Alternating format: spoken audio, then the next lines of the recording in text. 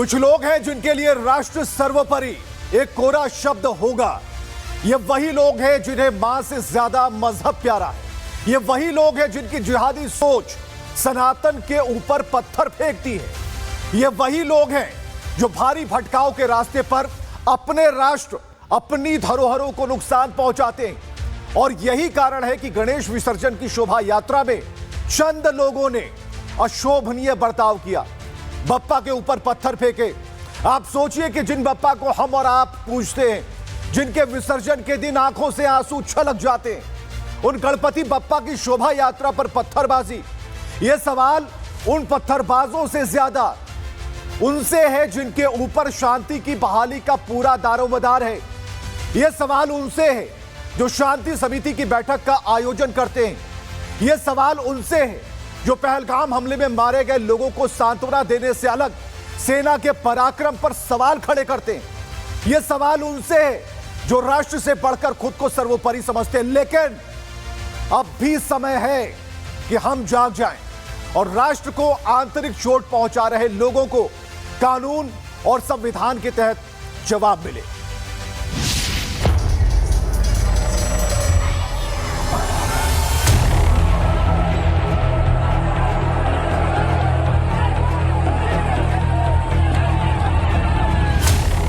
इस देश में चंद लोगों के हाथों में नफरती पत्थर शांति के माहौल को बिगाड़ने के लिए हमेशा तैयार होते हैं। इन्हें मतलब नहीं होता कि दूसरे धर्म का सम्मान कैसे करना है, लेकिन यह पता जरूर होता है कि किसी भी हिंदुओं के आयोजन में नफरती दखल कैसे देनी है। पूरे देश में इस वक्त गणपति विसर्जन की धूम है। गणपति बप्पा की पूजा के बाद अगले साल फिर लौट कर आने का संकल्प लेकर विदाई चल रही है। झूम रहे हैं लोग, नाच रहे हैं लोग, लेकिन इस असंख्य भीड़ में सनातन के संदेश को जन जन तक पहुंचाया जा रहा था। लेकिन कर्नाटक के मांड्या में कुछ लोग नापाक हाथों में नफरती पत्थर लेकर बप्पा की शोभा यात्रा में हमला करते हैं। पत्थरबाजों ने मस्जिद में छुपकर पत्थर फेंके और यहीं से हालात के तनावपूर्ण होने की शुरुआत हो गई। कर्नाटक के मांड्या में असंख्य भीड़ बप्पा को विदाई देने के लिए सड़कों पर थी। तभी मस्जिद से पत्थर फेंके जाने से हालात बिगड़ गए। शोभा यात्रा में शामिल युवकों ने भी जवाबी हमला कर दिया। अफरा तफरी का माहौल हो गया। अब दोनों ही तरफ से स्थिति बिगड़ गई। भारी पुलिस बल की तैनाती में पत्थरबाजों की हिमाकत ऐसी कि इनके लिए उन्होंने पूरी तैयारी कर रखी थी। और बाहर पुलिस का खुफिया तंत्र कि आग लगने पर कुआं खोदती है। जिन्हें खदेड़ना था, जिन्हें रोकना था, जिन पत्थरबाजों को जवाब देना था, उन्हें छोड़ हिंदू संगठन से जुड़े लोगों के प्रदर्शन पर लाठियां चटकाई जा रही हैं। स्थिति को संभालने के लिए पूरे इलाके में धारा 144 लागू कर दी गई। अतिरिक्त बलों को मौके पर बुला लिया गया, लेकिन उन जायज सवालों के साथ कि कर्नाटक की सरकार और उनका तंत्र क्या ऐसे चूक का आदी है। मांड्या में गणपति विसर्जन के दौरान दो समुदाय के बीच आपसी झड़प की ये कोई पहली घटना नहीं है। इससे पहले 2024 में मांड्या के नागमंगला शहर में गणेश विसर्जन के दौरान दो समुदायों के बीच पथराव हुआ था। कई दुकान और वाहनों को आग के हवाले किया गया था। पिछले साल भी इलाके में धारा 144 लागू की गई थी। स्थिति से निपटने के लिए अतिरिक्त पुलिस बल की तैनाती की गई थी। पुलिस ने कई लोगों को गिरफ्तार भी किया था। इस बार कर्नाटक का मांड्या नफरती आग में जल रहा है। हिंदू संगठन के लोग सड़कों पर हैं। सवाल सरकार से पूछे जा रहे हैं कि पूर्व प्रायोजित हमलों से सरकार का तंत्र बेखबर क्यों है। कर्नाटक की पुलिस को इसकी सूचना क्यों नहीं मिल पाई। कर्नाटक की पुलिस क्या हमलों का इंतजार कर रही थी। कर्नाटक का तंत्र हमलों के बाद लकीर क्यों पीट रहा है। कर्नाटक की सरकार की मौन साधना का क्या मतलब है। भारी पुलिस बल की तैनाती की गई, लेकिन हिंदू संगठन के लोग आरोपियों की गिरफ्तारी से ज्यादा उनकी पहचान कर उनके मकानों को ध्वस्त करने की मांग कर रहे हैं। फिलहाल हालात सामान्य हैं और बड़े अधिकारी लगातार घटना पर नजर बनाए हुए हैं। विवाद हुआ और उसके बाद स्थिति तनावपूर्ण हो गई, जिसको लेकर के पुलिस तत्काल पुलिस मौके पर पहुंची और स्थिति को नियंत्रण में लिया। वर्तमान में स्थिति पूरी तरह से नियंत्रण में। पथराव जरूर हुआ है और इस कारण जो है जो लोग इसमें इन्वॉल्व हैं, पुलिस ने उनमें से 7 लोगों को पुलिस ने गिरफ्तार किया है और उनके खिलाफ FIR की जा रही है। नफरती सोच के पीछे की मानसिकता का बराबर सामने आकर सड़कों पर प्रदर्शन करना क्या ये नहीं दिखाता कि तंत्र जो करे हम वही करेंगे, तंत्र चाहे जो करे हम वही करेंगे जो हमें करना है। अब सवाल तंत्र और पूरी व्यवस्था से भी है जो राष्ट्र की भावनाओं को ठेंगा दिखा रहे चंद पत्थरबाजों को चोट नहीं दे पाते। इंसानियत और राष्ट्र से सर्वोपरि कट्टरता और जिहादी सोच वाले लोगों पर एक्शन क्यों नहीं हो पाता? समय है संभलने की, ताकि भविष्य में होने वाली ऐसी घटनाओं का मुकाबला कानून के मजबूत अधिकारों के साथ किया जा सके। और यह तब होगा जब हम सबके मन में राष्ट्र को सर्वोपरि बनाने की सोच मजबूत होगी। कुछ लोग हैं जिनके लिए राष्ट्र सर्वोपरि एक कोरा शब्द होगा। ये वही लोग हैं जिन्हें मां से ज्यादा मजहब प्यारा है। ये वही लोग हैं जिनकी जिहादी सोच सनातन के ऊपर पत्थर फेंकती है। ये वही लोग हैं जो भारी भटकाव के रास्ते पर अपने राष्ट्र, अपनी धरोहरों को नुकसान पहुंचाते हैं। और यही कारण है कि गणेश विसर्जन की शोभा यात्रा में चंद लोगों ने अशोभनीय बर्ताव किया, बप्पा के ऊपर पत्थर फेंके। आप सोचिए कि जिन बप्पा को हम और आप पूजते हैं, जिनके विसर्जन के दिन आंखों से आंसू छलक जाते हैं, उन गणपति बप्पा की शोभा यात्रा पर पत्थरबाजी। यह सवाल उन पत्थरबाजों से ज्यादा उनसे है जिनके ऊपर शांति की बहाली का पूरा दारोमदार है। यह सवाल उनसे है जो शांति समिति की बैठक का आयोजन करते हैं।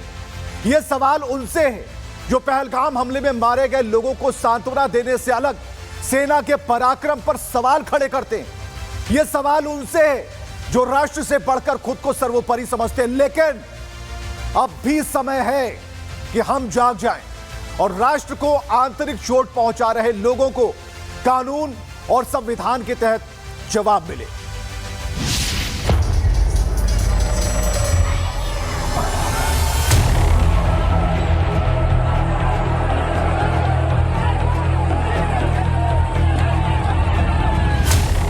इस देश में चंद लोगों के हाथों में नफरती पत्थर शांति के माहौल को बिगाड़ने के लिए हमेशा तैयार होते हैं।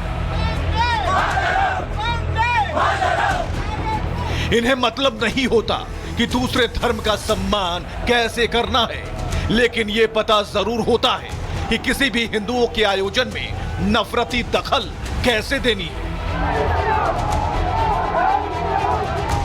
पूरे देश में इस वक्त गणपति विसर्जन की धूम है। गणपति बप्पा की पूजा के बाद अगले साल फिर लौट कर आने का संकल्प लेकर विदाई चल रही है। झूम रहे हैं लोग, नाच रहे हैं लोग, लेकिन इस असंख्य भीड़ में सनातन के संदेश को जन जन तक पहुंचाया जा रहा था। लेकिन कर्नाटक के मांड्या में कुछ लोग नापाक हाथों में नफरती पत्थर लेकर बप्पा की शोभा यात्रा में हमला करते हैं। पत्थरबाजों ने मस्जिद में छुपकर पत्थर फेंके और यहीं से हालात के तनावपूर्ण होने की शुरुआत हो गई। कर्नाटक के मांड्या में असंख्य भीड़ बप्पा को विदाई देने के लिए सड़कों पर थी। तभी मस्जिद से पत्थर फेंके जाने से हालात बिगड़ गए। शोभा यात्रा में शामिल युवकों ने भी जवाबी हमला कर दिया। अफरा तफरी का माहौल हो गया। अब दोनों ही तरफ से स्थिति बिगड़ गई। भारी पुलिस बल की तैनाती में पत्थरबाजों की हिमाकत ऐसी कि इनके लिए उन्होंने पूरी तैयारी कर रखी थी। और बाहर पुलिस का खुफिया तंत्र कि आग लगने पर कुआं खोदती है। जिन्हें खदेड़ना था, जिन्हें रोकना था, जिन पत्थरबाजों को जवाब देना था, उन्हें छोड़ हिंदू संगठन से जुड़े लोगों के प्रदर्शन पर लाठियां चटकाई जा रही हैं। स्थिति को संभालने के लिए पूरे इलाके में धारा 144 लागू कर दी गई। अतिरिक्त बलों को मौके पर बुला लिया गया, लेकिन उन जायज सवालों के साथ कि कर्नाटक की सरकार और उनका तंत्र क्या ऐसे चूक का आदी है। मांड्या में गणपति विसर्जन के दौरान दो समुदाय के बीच आपसी झड़प की ये कोई पहली घटना नहीं है। इससे पहले 2024 में मांड्या के नागमंगला शहर में गणेश विसर्जन के दौरान दो समुदायों के बीच पथराव हुआ था। कई दुकान और वाहनों को आग के हवाले किया गया था। पिछले साल भी इलाके में धारा 144 लागू की गई थी। स्थिति से निपटने के लिए अतिरिक्त पुलिस बल की तैनाती की गई थी। पुलिस ने कई लोगों को गिरफ्तार भी किया था। इस बार कर्नाटक का मांड्या नफरती आग में जल रहा है। हिंदू संगठन के लोग सड़कों पर हैं। सवाल सरकार से पूछे जा रहे हैं कि पूर्व प्रायोजित हमलों से सरकार का तंत्र बेखबर क्यों है? कर्नाटक की पुलिस को इसकी सूचना क्यों नहीं मिल पाई? कर्नाटक की पुलिस क्या हमलों का इंतजार कर रही थी? कर्नाटक का तंत्र हमलों के बाद लकीर क्यों पीट रहा है? कर्नाटक की सरकार की मौन साधना का क्या मतलब है? भारी पुलिस बल की तैनाती की गई, लेकिन हिंदू संगठन के लोग आरोपियों की गिरफ्तारी से ज्यादा उनकी पहचान कर उनके मकानों को ध्वस्त करने की मांग कर रहे हैं। फिलहाल हालात सामान्य हैं और बड़े अधिकारी लगातार घटना पर नजर बनाए हुए हैं।